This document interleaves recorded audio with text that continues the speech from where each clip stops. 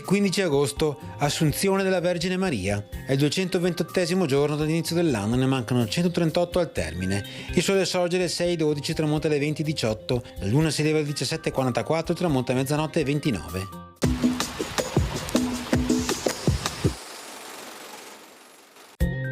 Nanni di Carlone, mercante veneziano di spezie, persuade i ravennati a mettersi sotto la protezione delle ali di San Marco. La Repubblica di Venezia prende così formale possesso di Ravenna.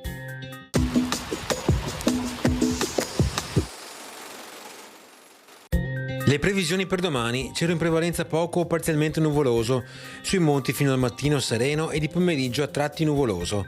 Precipitazioni: sui monti di pomeriggio probabilità bassa per locali piovaschi, rovesci o temporali, per il resto assenti. Temperature senza variazioni di rilievo sulla pianura e in leggero aumento sui monti rispetto a giovedì.